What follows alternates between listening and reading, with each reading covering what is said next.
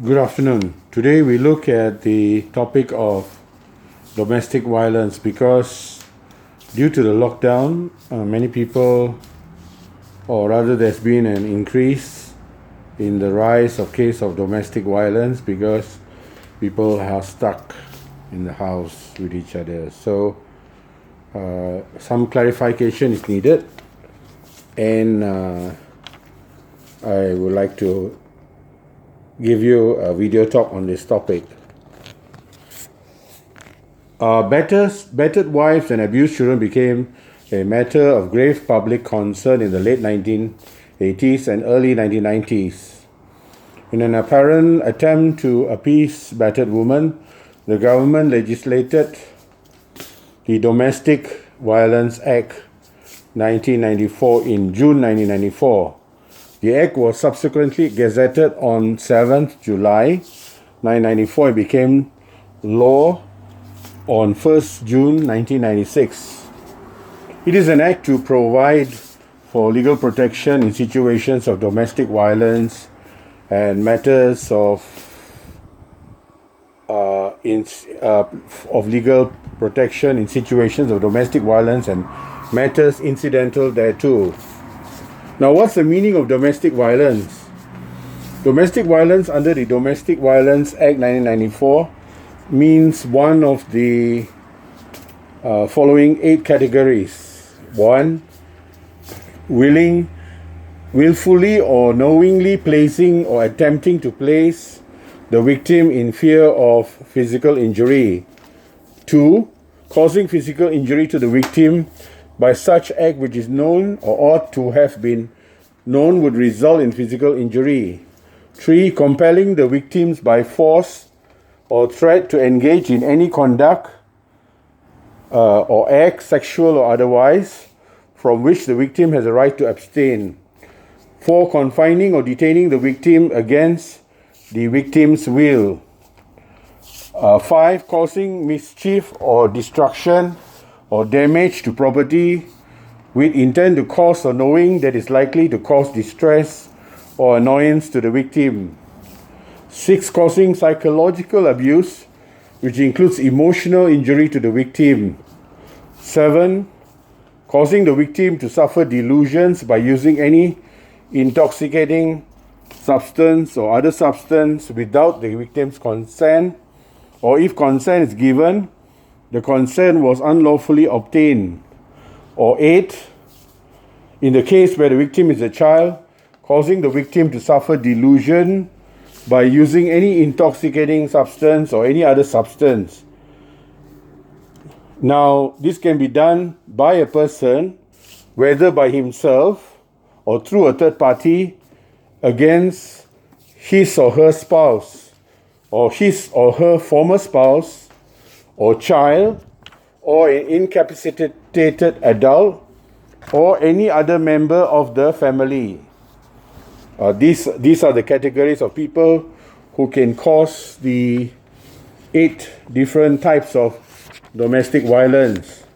So, what can we conclude from here is that domestic violence is a very wide term. It is not just as the usual misconception that domestic violence is a spouse beating up another spouse. It can be other means such as sexual abuse or intoxication of the spouse. It's a very wide term, or even putting the spouse in a state of fear. Now, a few clarifications here. Firstly, when you talk about victim, it means a victim of domestic violence. Secondly, when you talk about spouse, it includes a de facto spouse, that is to say, a person who has gone through some form of,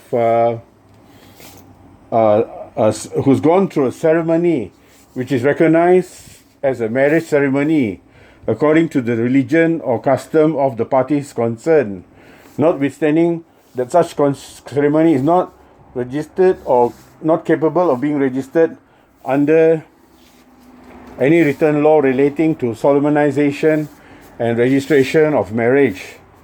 Say, for example, as is known in Chinese traditions, they have a tea ceremony.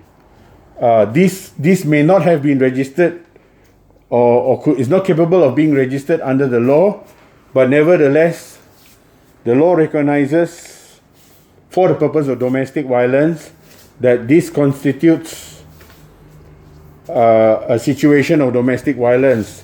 So the law is not concerned so much with the legal formalities, but with the fact that parties are cohabiting together or staying together, and that it should be good enough to constitute a situation of domestic violence. Now, unless the context otherwise requires, a child means a person below the age of 18 who is living as a member of the offender's family or the family of the offender's spouse or former spouse. Furthermore, when we talk about incapacitated adult, unless the context otherwise requires, incapacitated adult means a person who is wholly or partially incapacitated or infirm by reason of permanent or temporal physical or mental disability or ill health or old age, who is living as a member of the family of the person alleged to have committed the domestic violence, and includes a person who was confined or detained by the person alleged to have committed the domestic violence concerned. Finally, another definition that requires clarification is other member of the family. This means 1, an adult son or daughter or father or mother of the offender, or 2, a brother or sister or any other relative of the offender who, in the opinion of the court, should in the circumstances of that family be regarded as a member of the family. And relative means any person who is related through the full blood or half blood or through marriage or adoption, including the de facto adoption.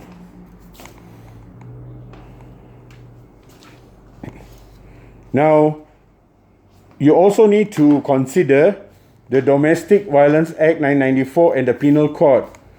The provisions of the Domestic Violence Act 1994 must be read together with the provisions of the Penal Code or any other law involving offences regarding to domestic violence. Action under the Domestic Violence Act can only be taken if there is information relating to the commission of an offence under the Penal Code relating to domestic violence. In other words, there is the essential requirement of a police report before the police can consider a case of domestic violence. That is the introduction to the topic of domestic violence. In the next topic, we shall look at the interim protection order and the protection order. Thank you and goodbye.